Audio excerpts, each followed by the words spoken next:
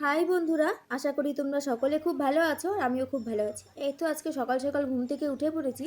এখন বাজে সকাল 6টা। এখনও দেখো সূর্য ওঠেনি, সূর্য উঠবে উঠবে ভাব।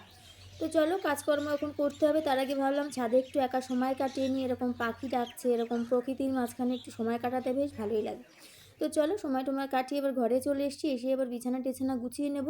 কাঁথা কম্বল ভাঁজ করা হয়ে গেছে। এবার বালিশগুলো সুন্দর করে গুছিয়ে রেখে তারপরে বিছানা টিছানা সুন্দর করে ঝাড় ফাট দিয়ে টান টান করে রেখে দেবো বিছানার চাদর। বিছানার চাদর টান টান থাকলে বা বিছানা গোছানো থাকলে মনের মধ্যে একটা আলাদাই শান্তি লাগে। তো চলো বিছানা টোছানা গোছানো আমার কমপ্লিট হয়ে গেছে। এবার চলে এসেছি ঘর ঝাড় দিতে। যেহেতু আজকে বাড়িতে মিস্ত্রিরা কাজ করবে এই জন্য তাড়াহুড়োর মধ্যে কাজকর্ম সারছি, কারণ মিস্ত্রিরা আসলে তোমাদের দাদাভাই ওদিকে ব্যস্ত হয়ে যাবে, মাম্মামকে আমাকে একা একাই সামলাতে হবে। তো তার জন্য আমি আগে আগে কাজকর্মগুলো করে নিচ্ছি। এদিকে তোমাদের দাদাভাই রাস্তা থেকে আমাকে ডাকছিল, আমি শুনতে পাচ্ছিলাম না। তো একটু শুনে টুনে নিয়ে যে উঠোন টুটন ঝাড় দিয়ে নিচ্ছি। উঠোন টুটন ঝাড় দিয়ে এবার দেখি মিস্ত্রিরা চলে এসছে। এবার তোমাদের দাদাভাই ওদের সাথে কাজে লেগে পড়েছে। এই যে এদিকে আমাদের গ্যারেজ ঘরের রাস্তাটা এমনি ইট দিয়ে বন্ধ করা ছিল, তো সেই রাস্তাটাকে এখান দিয়ে যেহেতু কাজকর্ম করবে এই জন্য ইট টিট ছড়িয়ে দিচ্ছে। তারপরে আমি চলে এসেছি ছাদের পর এসে কালকের কিছু ভেজা জামা কাপড় ছিল সেগুলোকে মেলে দেবো।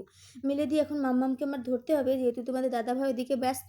তাড়াহুড়ো করে যেহেতু রোদ বেরিয়ে গেছে ভাবলাম জামা কাপড়গুলো রোদ্রাকে দিয়ে নিই। তো জামা কাপড়গুলো রোদ্রে দেওয়া হয়ে গেছে, তখন দেখলাম আমাদের এখান থেকে ট্রেন যাচ্ছে, ছাদের পর থেকে দেখা যাচ্ছে। ভাবলাম আমি তোমাদেরকে মামাম দেখিয়ে ছাদে দিই। ঘুরে বেড়াচ্ছি, তাই তো মা? তুমি কি খেয়েছো? মুখে এরকম লেগে আছে বিস্কুট? তো চলো এরকম একটু হেঁটে বেড়াই। আমাদের ঘরে আজকে কাজ শুরু হয়েছে। মিস্ত্রিরা এসে কাজ করছে, আমি মামামে হেঁটে বেড়াচ্ছি। আর মামামের বাবা গেছে কাজের জিনিস আনতে। মিস্ত্রিরা কি আনতে বললো তাই আনতে গেছে। আর মামাম এই যে নামার জন্য খুব ঝামেলা করছে, বলে দেখি নামবে না। মামা ছাদের পর নামা যায় না, ওর জন্য কাজ শুরু হয়েছে। ছাদের সাইডে ঘেরা হবে। ও এখন যেহেতু খুব চঞ্চল হয়ে গেছে না, ছাদের পর আসলে নামতে চাই, কিন্তু এখানে তো নামানো যাবে না। চলো ছাদের পর একটু ঘোরাফেরা করি। আমার এই গ্ল্যাডিউলাস গাছে না আরেকটা করি এসছে লাল কালারের, তোমাদের একটু করে দেখাবো। মামা কি করছো? তো চলো ঘোরাফেরা করে নি। পিছনটা দেখেছি কত সুন্দর দেখা যাচ্ছে, মাঠ গাছপালা ফুল, হেভি লাগে সকালবেলা এরকম এসে একটু রোদে থাকতে, বিশেষ করে শীতকালে। তো চলো পরে আবার দেখাবে।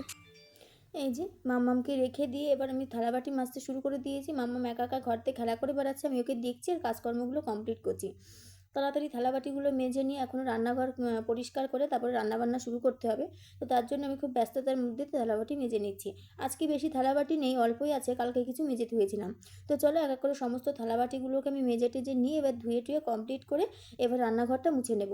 এবার শুরু করে দিয়েছি রান্নাঘর মোছা। রান্নাঘরটার মুছে টুছে তারপরে এবার মিস্ত্রিদের জন্য ভাবছি একটু চা বানিয়ে দেবো। তো চলো রান্নাঘরটার মুছে টুছে কমপ্লিট হয়ে গেছে। এবার চলে এসেছি ব্রাশ করতে। ব্রাশ করতে করতে মাম্মাম দেখি খেলা করে বেড়াচ্ছে। তারপরে ব্রাশ টাশ কমপ্লিট যে হয়ে যাবে ঠিক তখনই মাম্মাম এসে ক্যামেরা নিয়ে দেখো দৌড় দিয়েছে। তো এই দুষ্টুমিগুলো দেখতে বেশ ভালোই লাগে। তো চলো মামার কাছ থেকে ক্যামেরাটা নিয়ে ক্যামেরাটা আবার সেট করে দিয়ে এই যে নিজে ফ্রেশ হয়ে যে মিস্ত্রিদের জন্য চা বসিয়ে দিয়েছি। মিস্ত্রিদের জন্য চা তৈরি হয়ে গেছে, এবার দিয়ে এসেছি। দিয়ে এসে এবার আমি একটু চাটা খেয়ে নেবো আর মাম্মামের সাথে একটু সময় কাটিয়ে নেবো।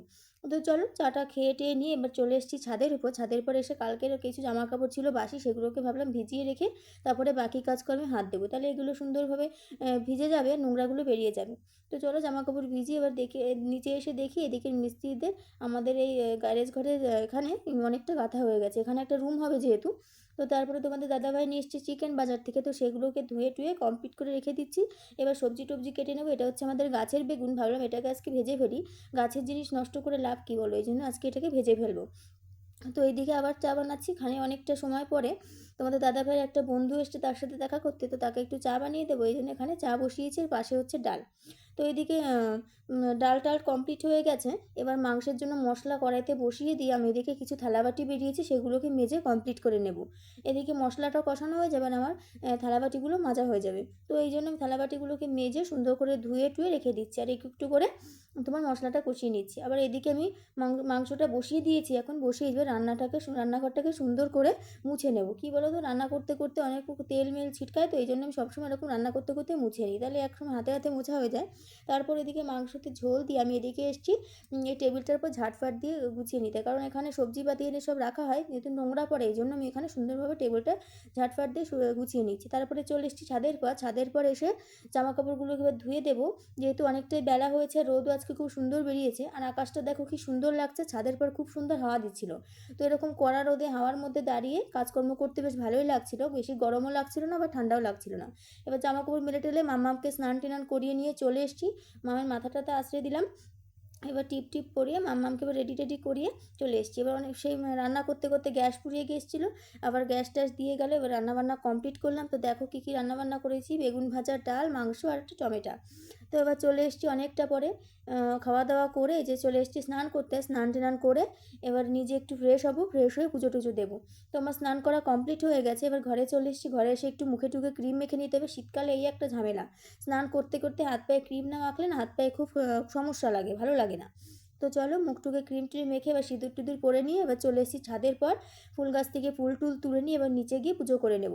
তো চলো ফুল টুল তুলে নিই। ফুলগুলো কিন্তু খুব সুন্দর হয়েছে, বেশ প্রতিদিনই পুজোয় কাজে লেগে যাচ্ছে আমার। এবার চলে এসেছি নিচে, আর আমি পুজো করলে না মাম্মাম যেখানেই থাকুক আমার কাছে চলে আসে। তো এখানে দেখতে পেলে মাম্মাম কেমন চিনি নিয়ে খাচ্ছে পুজো দেওয়ার আগে, আমার খুব ভালো লেগেছে দেখে। আমার মনে হচ্ছে পুজো করাটা সার্থক হয়েছে, ওদের মধ্যেই তো ভগবান বিরাজ করে বলো। তো এই যে মাম্মাম থালা নিয়ে প্রসাদটা খাচ্ছে। তো চলো এবার আমি অনেক বিকালবেলা জামা কাপড়গুলো তুলে টুলে নিয়ে চলে আসলাম ঘরে। এবার এই যে আমি আর মাম্মাম বেরিয়েছি বিকালবেলা ঘুরতে। বিকালবেলা ঘুরতে বেশ ভালোই লাগে, আর এরকম মাঠের এরকম দৃশ্য দেখতে খুব সুন্দর লাগে। তো চলো আজকের ভিডিওটা এই পর্যন্তই। ভালো লাগলে অবশ্যই লাইক কমেন্ট আর শেয়ার করে দিও। আর আমার ভিডিওটা তোমাদের কেমন লাগছে অবশ্যই কমেন্ট করে জানিও কিন্তু। তো চলো পরে আবার দেখা হচ্ছে অন্য ভিডিওতে।